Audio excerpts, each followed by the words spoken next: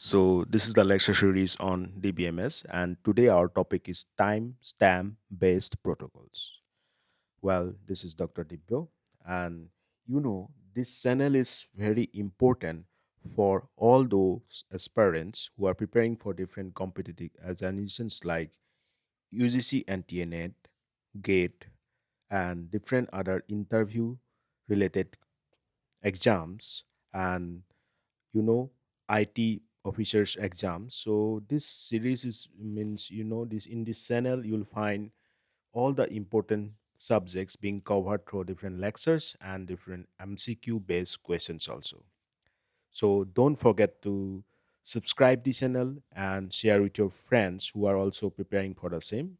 And if you really like the videos of this channel, then also like the videos and means you need to press the like button and also comment for any doubt.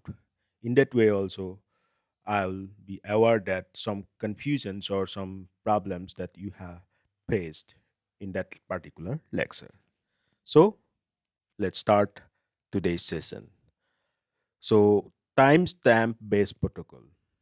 In the last lecture I have described what is strict 2PL. Now this one is a different. This one is timestamp based. And you have to know that the most commonly used concurrency protocol is the timestamp based protocol. And this protocol uses either system time or logical counter as a timestamp.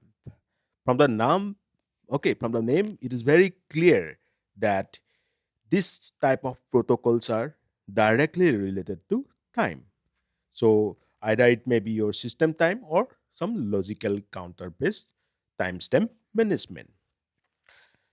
Lock based protocols manage the order between the conflicting pairs among transactions at the time of execution, whereas timestamp based protocols start working as soon as a transaction is created. This is the difference between log based protocol and timestamp based protocol. So, what is that? Log based protocol manages the order between the conflicting pairs among the transaction at the time of execution. But in the case of timestamp based protocol, it start working as soon as the transaction is created. Please highlight that. Please mention. Please note down this point. Okay. So every transaction has a timestamp associated with it, and the ordering is determined by the age of transaction. So what did you get through this line?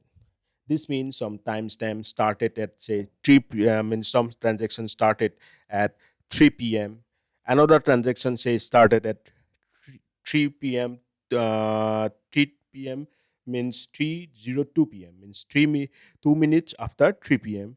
Then say another transaction started at 3:15 p.m. That is 15 minutes after 3. So these times actually very important for maintaining timestamp based protocol. And this is known as age of the transaction. Suppose, as for example, one more example I'm mentioning here, say a transaction created at 0:02 clock time. And it would be older than all other transactions that come after it, of course. For example, any transaction Y entering the system at 0004 is 2 seconds younger, and the priority would be given to the older one. See this line I am putting in bold and big font is very important. Means in this case of timestamp based protocol, the priority would be given to the older one. And that means that transaction which is being created earlier. Clear? So note down these lines along with that example. Example about this one. A transaction created at 0:02 clock time would be older than a transaction, say, being created at 0:04. And in addition, every data item is given the latest read and write timestamp. This lets the system know that when the last read write operation was perform on that data item. Got it? So every data item will be given some latest read and write timestamp, and with that way, means in that way, that system will know about the last read write operation performed on that particular data item. I hope you have noted down these points. Now coming to the next point. So next point is that this timestamp ordering protocol ensures serializability among transactions in their conflicting read and write operations. So this is the responsibility of the protocol system that the conflicting pair of tasks should be executed according to the timestamp values of the transaction. Okay, so this line is important because conflicting pairs of tasks means what? Read write, write read, or write write. But read read is not a conflicting pair, and this read and write operations, I hope you are already aware with them. And if you are not, then you can comment me. I'll frame a separate lecture on that conflicting pair of tasks.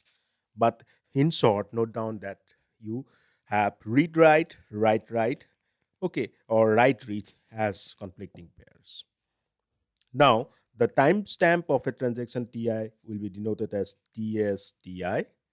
Read timestamp of data item X will be denoted by R timestamp X.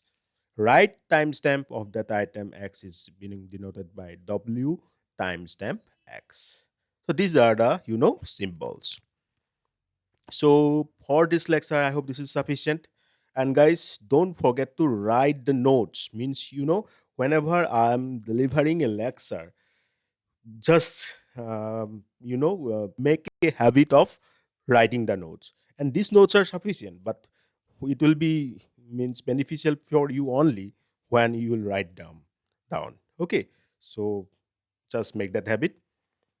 Now coming to the question of this lecture, as always, and today's question is that what do you understand by timestamp based protocol?